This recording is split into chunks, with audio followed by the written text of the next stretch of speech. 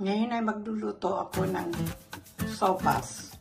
Ang mga ating ihahalo ay cabbage, onion, carrots, at ang kanyang sopas, toyo, bawang, chicken na pampasarap, mantika, at pepper. At meron din akong apat na magic juicy na hotdog. Iwain ko yun, i-ready ko na, at pagkatapos ay siya na nating igigita. Meron din akong kaldero dito na aking paglulutuan. Panoorin mo sana ninyo ang aking pagluluto at sana haway magustuhan ninyo ang pagluluto ko dito. Marami pong salamat sa inyo. Naman ay ating hihiwain ang kanyang gulay na pointed cabbage. Lahat ilan mo ang aking gagawin.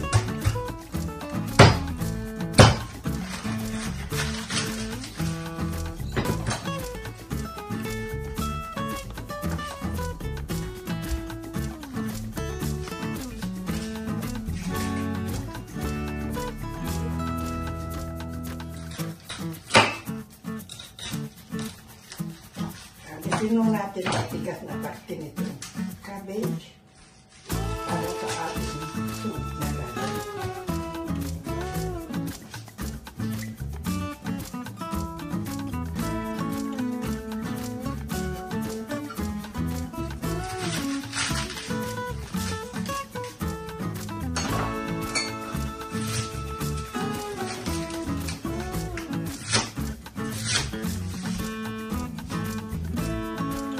Hiwain lang mo natin na ganito klaseng hiwa ng cabbage.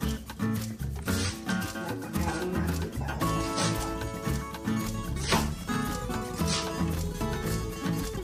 pagkatapos po nito, itong mga gulay na ito,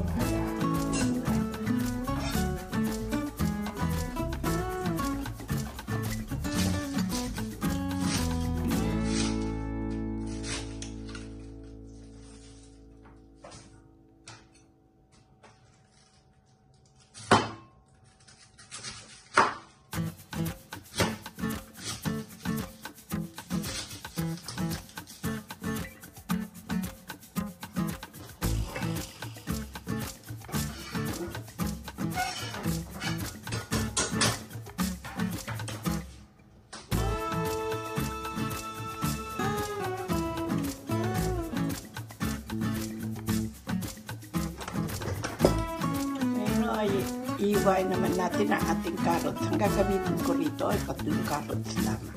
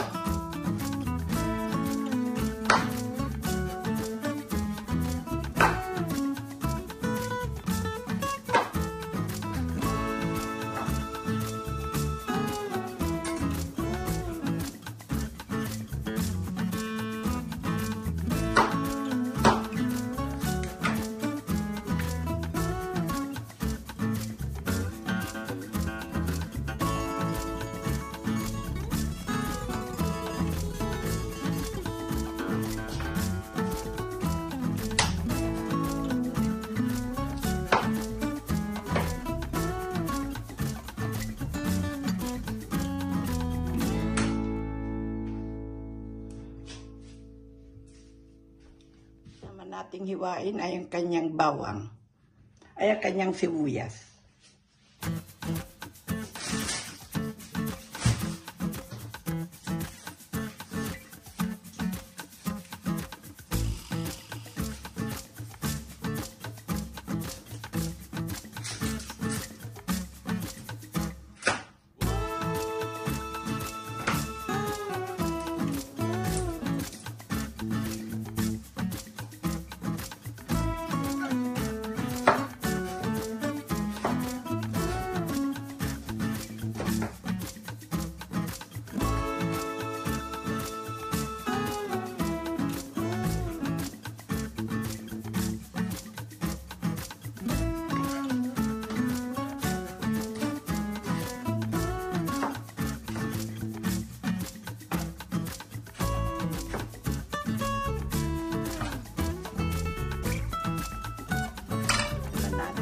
Hati-hati na yung kanyang bawang.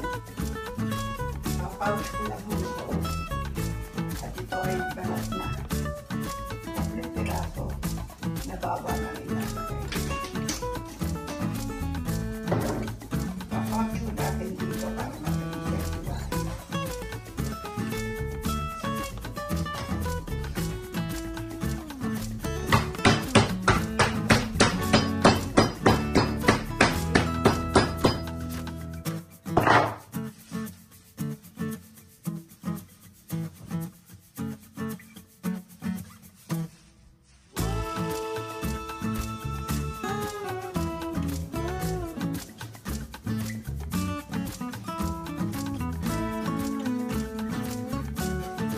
Ngayon po'y magpapainit na ako ng mantika.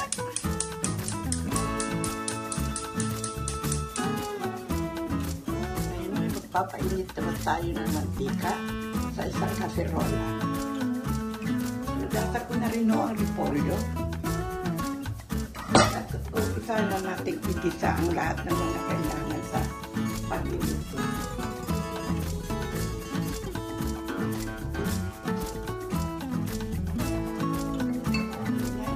Bawang at sibuyas, sasamahin ko na.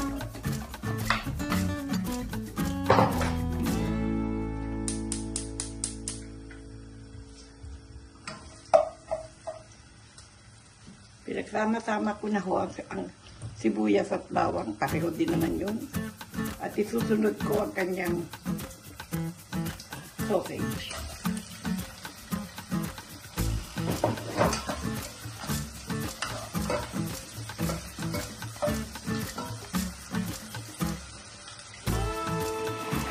Sunod ko naman ho ang carrot.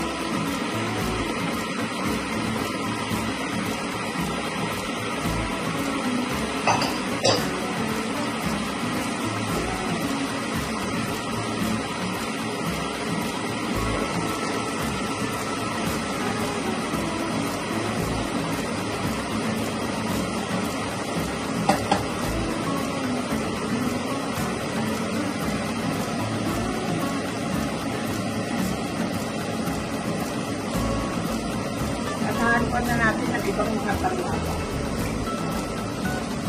Lagyan natin ang toyo.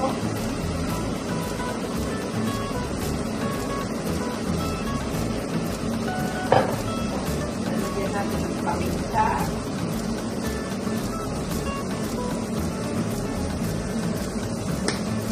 Lalagyan natin ng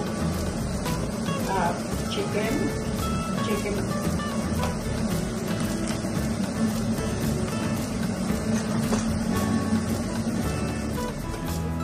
Inulog ko na ho ang carrots at antay natin na maluto yan ng konti.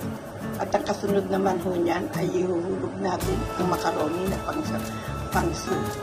At pagkatapos ho nun, ay titikman natin kung anong klase na, kung tama na ang kanyang timpla. At lalagyan natin ng iba pang panlasa kung kinakailangan. At pagkatapos ang huling-huli ko ay ang carrots na ilalagay natin. Hindi ko ako naglalagay ng cream dito kahit na ano pag ako'y nagluluto ng macaroni soup. Kasi hindi ako mahilig sa mga cream. Very simple lang ang pagluluto ko nito.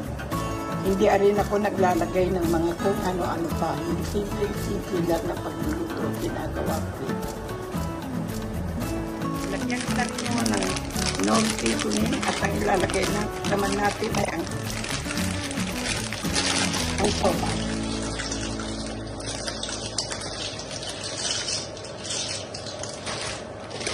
Hindi mo masyadong marami, dala ko lang mag-isa ang kakain ito. Pero kahapon ay kumain ang anak ko sa niluto ko. Nagustuhan niya tayo. Niluto ko na Chinese na vegetable at saka yung kanyang beef.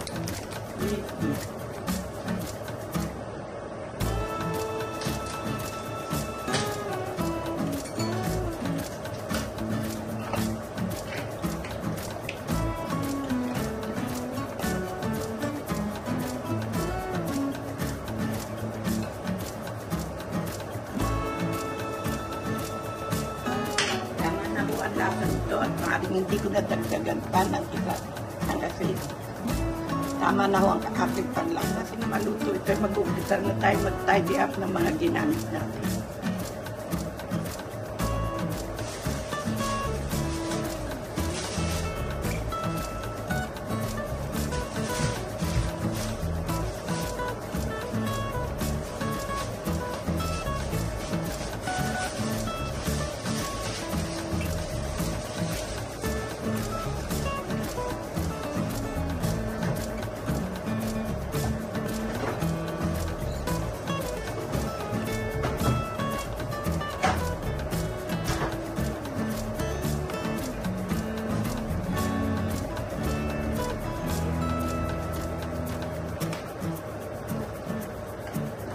Malapit na kaluto.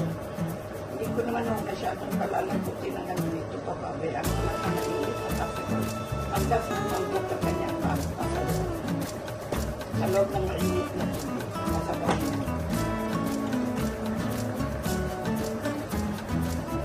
Ngayon ay haalo ko na ang gulay na binili ko sa Waitrose. Ihalo ko na ako para may gulay siya. Cabbage na Polish heart. Ang tawag dito ay hard cabbage.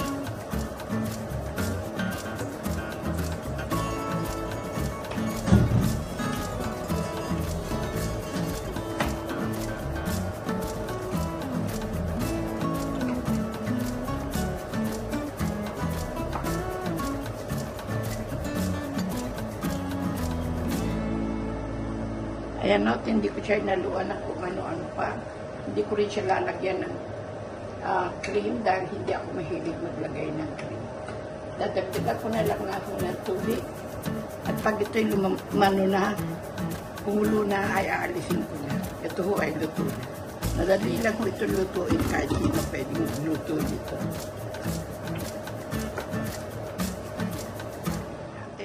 Maluto ito, mag-umpisa na tayo mag-tidy up ng mga ginamit natin.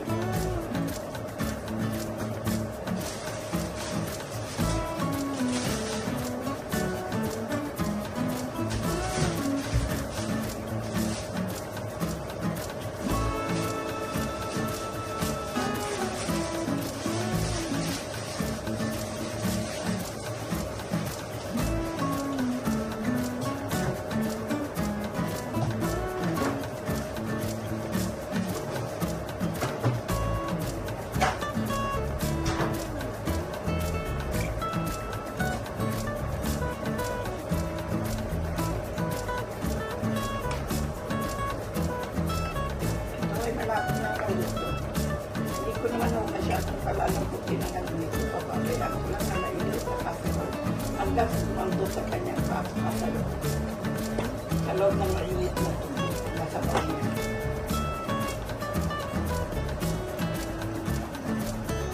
Kumukulo na siya ng gusto. Miyaw-miyaw ko i-alisin na natin yan. At nataypi ko na rin ang ibang bahagi ng aking mga ginamit.